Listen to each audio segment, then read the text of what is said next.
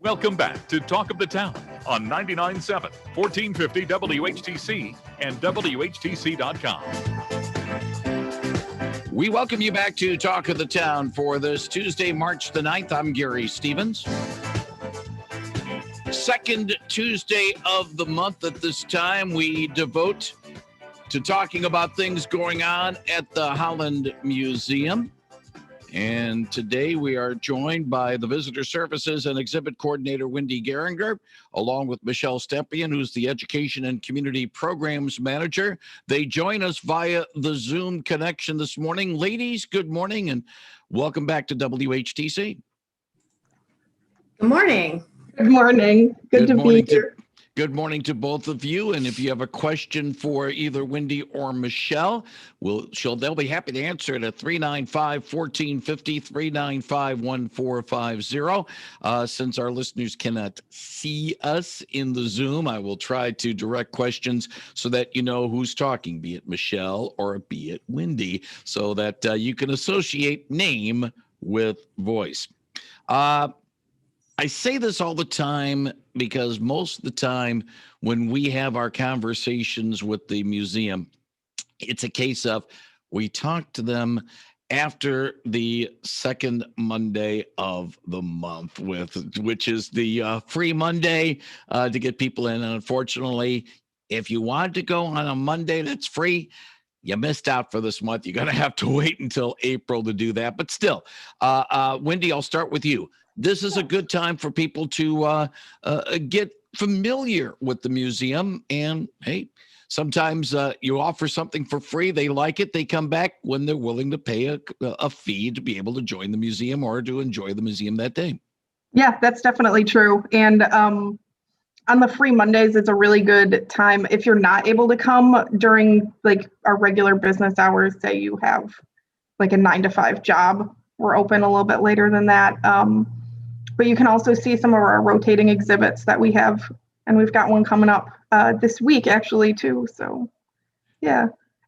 We'll talk about the new exhibit in a moment or so, but I want to stay on the Monday theme for just a moment. Even though it's the the second Monday is the free Monday, right? Every Monday morning, it's an opportunity for those who may not be, let's just say, willing or able to wear the mask to be able to enjoy the museum without having to put the mask on and maybe having some issues with it. Asthmatics, for one, is having that, and they can be able to enjoy the museum a little bit. Right. Yeah. So every Monday morning from 10 a.m., which is when we open until 11:30, we don't require you to wear masks at the museum if you have a reason you're unable to wear them. So yeah, if you have any sort of reason you can't wear a mask, that's definitely the time to visit. But of course, those who are with those who are unable to wear a mask, they still have to mask up to be able to keep everybody safe, not only the members of their party, but also the staffers as well. Yes, we'd appreciate that. Winde Gehringer sort of alluded to this, Michelle Stempien, but I'll throw this to you right now because a new exhibit becomes unveiled on Friday with a subject that has been a familiar one to the museum in the past, and it has been returned or revisited. Matthias Alton is the subject. Tell us all about Beyond the Oil Paintings. Yes, we are very excited to host this exhibition. We put this exhibition, actually Winde put this exhibition together with the great staff over at Grand Valley State University and their art gallery. And so the works that we will have are on loan from that space. And we're really excited about this. It's the 150th anniversary of Matthias Alton's birth. And there's lots of celebrations and other museums that are also doing exhibitions. So we're really excited to be a part of that celebration. And but our exhibitions is different than the others, which I think makes it special. And I think I hope will bring people in to see these works that are not usually on view. So what we are going to have is a small of drawings and watercolors that are not usually seen. So Alton is best known for his large oil paintings. He's mostly painted a lot of the Michigan lakeshore and the Michigan landscape, and he also liked to focus on farmers and at work and doing their daily activities and toils. And he really, but he was very interested in the Michigan landscape. But you see these large oil paintings. You don't see the work that happens before those paintings. So that's what we're seeing in this exhibition is we're seeing the sketches, the way he worked out how to paint, how he wanted to draw a figure, how he wanted to paint a figure, and some quick sketches that he might have done of the one image is of the Lake Michigan dunes, and the other is called A Foggy Day, which is a scene from Grand Rapids. So him observing the world around him and figuring out how he wanted to incorporate these ideas that he was having, which he would write down and sketch in his sketchbooks, and how they may be incorporated into later works of art. We think some of the sketches that will be on view were actually done in preparation for doing some large mural paintings that he did in various places around Grand Rapids. We don't have a direct connection between those sketches and particular murals that we know of, but we think that's probably what he was doing, was trying to work out some ideas for future paintings. Winde, since you're the one that sort of helped put this all together, I'll throw this question at you. Can you see some sort of correlation between some of the sketches, some of the ideas, some of the observations that Alton had, and the finished product? In other words, boy, I could see this in the painting. Can you sort of draw some analogies in that regard? I'm not a huge art person, so that's not really where my mind goes when I look at sketches. Thinking on them, I guess you kind of can see like the way he draws figures in his sketches does correlate to how they come out in oil paintings as well. But yeah, that's not something I normally think about when I look at sketches.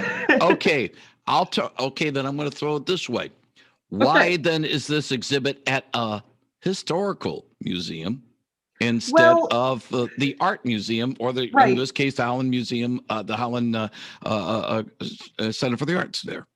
Yeah, so one of the big reasons is because back in 2019, we got I think 10 paintings from Anita M. Gillio, who was Matthias Alton's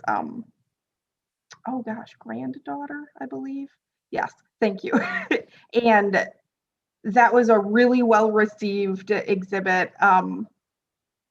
We really enjoyed having it there. There is the West Michigan history connection there too.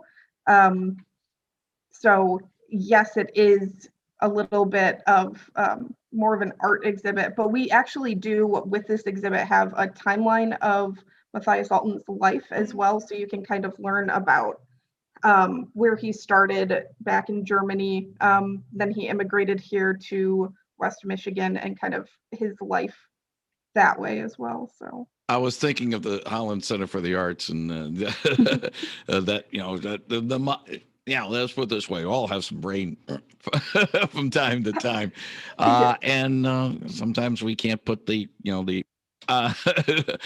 shut off the microphone in that regard. 395-1450, 395-1450. If you have a question about the Holland Museum, Michelle Stempien and Winde Gehringer will be happy to answer to 395-1450. This series with Matthias Alton, just part of a number of programs and events dealing with a wide variety of things, and we've talked with Ricky Levine, the executive director of the museum, in the past. The museum is not afraid to tackle topical issues, issues that are being commented in the country at the time, and sort of try to put an historical perspective on this. And there is a programming series for adults and families called Cultural Lens. Tell us a little bit about it, either Winde or Michelle. Either one of you can step in on this one. Sure, I'll jump in. Cultural Lens is our program series that where we focus on diversity, equity, and inclusion. And as you said, topical issues that are important in the community.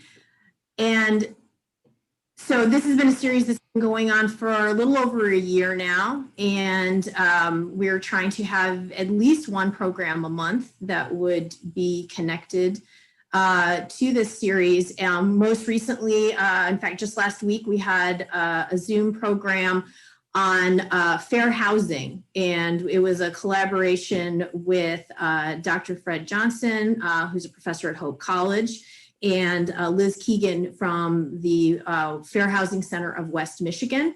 And both of them spoke about the history of discriminatory housing practices and the history of redlining and other practices that have created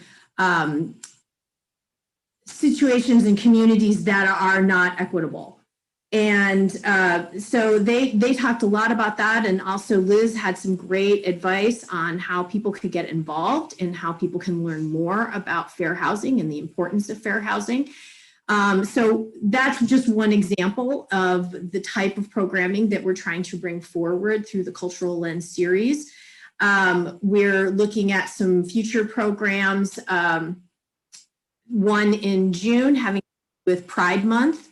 And so we're going to have representatives from out at the Lakeshore talking about stories and important stories about LGBTQ members of our community. And programs like that. So we're things that, because we are a history museum, that history is not just in the past. We need to be talking about things that are happening right now. And this is one of the ways that we are doing that and connecting with our community and connecting with organizations in our community that are working to make change.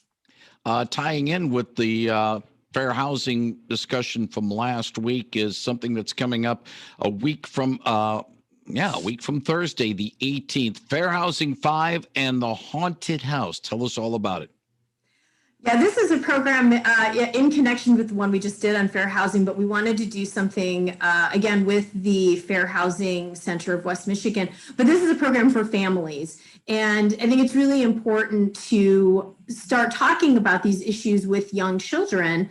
They are going to be the ones who are going to be bringing these ideas forward. They're going to be the change makers. And so they need to understand in a family-friendly way, in a child-friendly way, understand some of these issues. So the Fair Housing 5 and the Haunted House is a children's book, an illustrated children's book that was put out by the Greater New Orleans Fair Housing Action Center.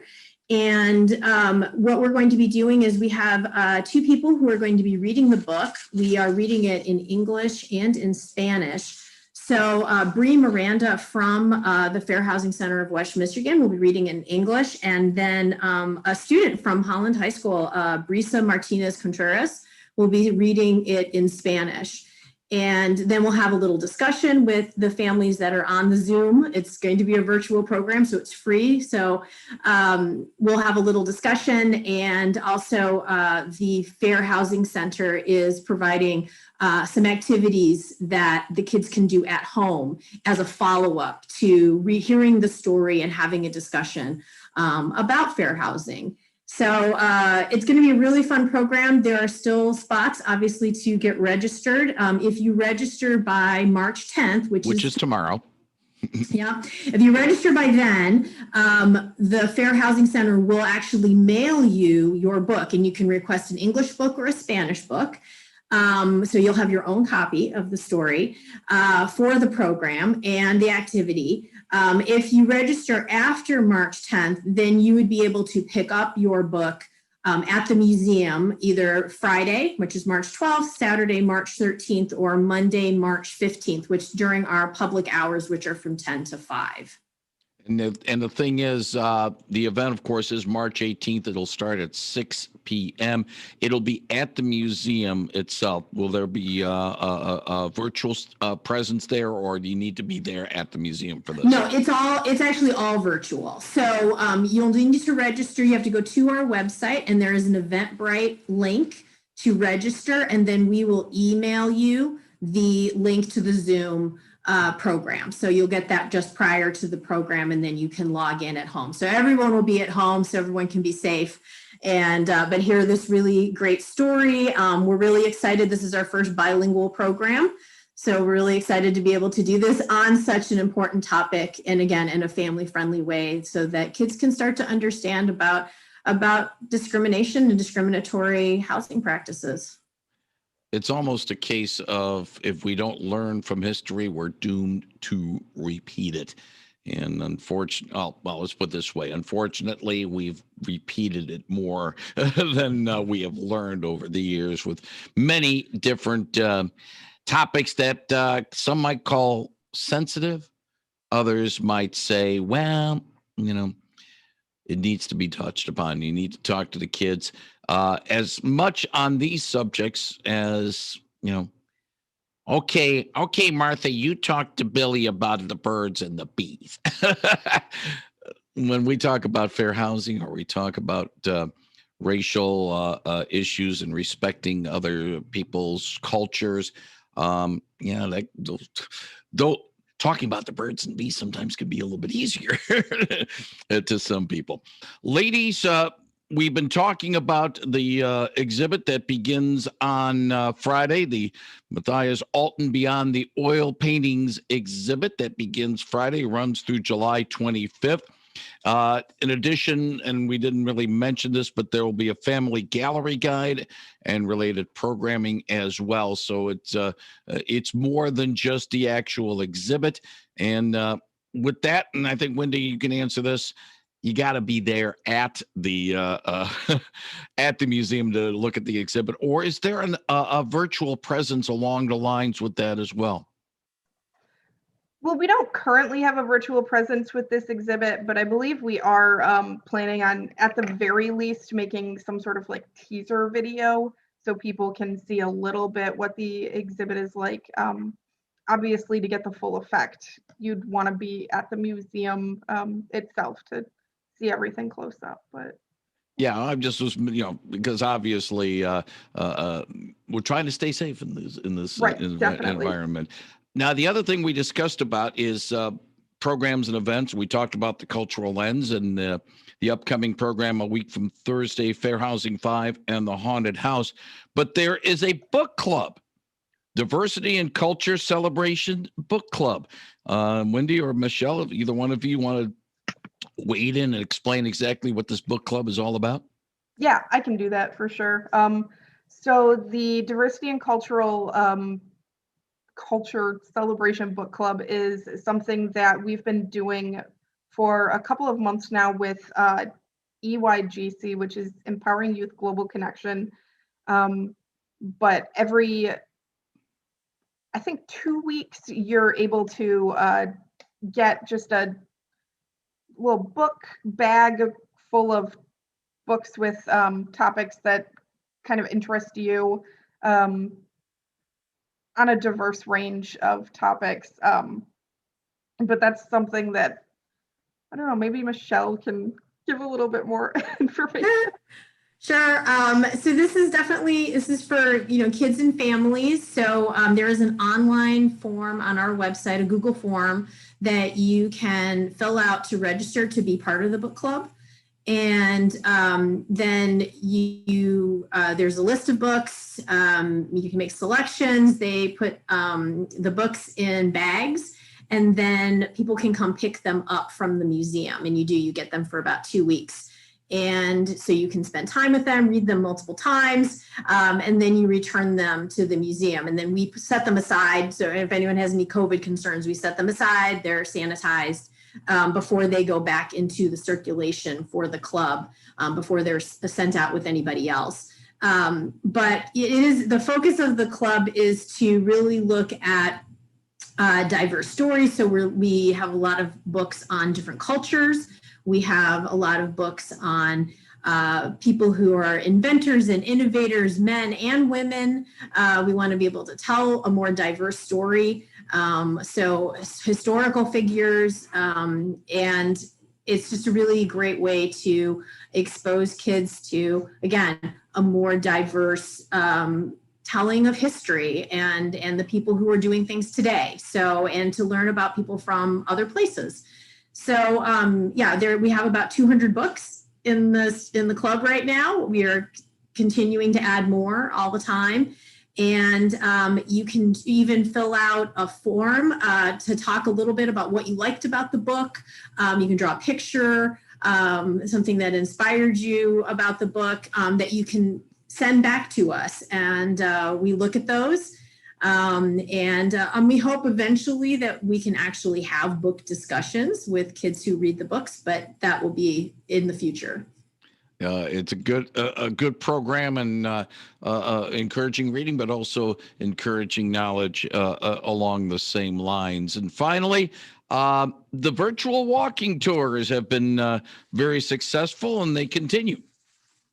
Yes, we just added a couple of others. We have now actually also a cemetery tour, a virtual cemetery tour, and a historic architecture walking tour, the Capon family walking tour, and a tour that focuses on the Capon house. So these, and also one that features information about the fire of the historic fire of 1871. So these are things that you can go into our website and sit on your couch with, a drink and a snack and, get some history and see some great pictures. But if you really want to get some exercise, you can head out with them with your phone. And I will tell you, wear comfortable shoes. But you'll definitely get your steps in, especially if you decide to do the cemetery tour. That would be a lot of walking. So, but these have been designed for people to enjoy from the comfort of their home and learn a little bit about the history of Holland and enjoy some really great information. Winde Gehringer and Michelle Stempien from the Holland Museum, I want to thank you both very much for joining us today on WHTC's Talk of the Town program to tell us about some of the activities going on at the museum. We will put a link to the museum's webpage, which is hollandmuseum.org. We put the podcast of our conversation on our webpage at WHTC.com in a few minutes. Ladies, thank you very much for your time. Thank you for answering some of our questions, and we look forward to chatting with you again soon. Thank you. Thank you so much for having us. Yeah, thank you. Thank you very much. That is Winde Gehringer and Michelle Stempien from the Holland Museum.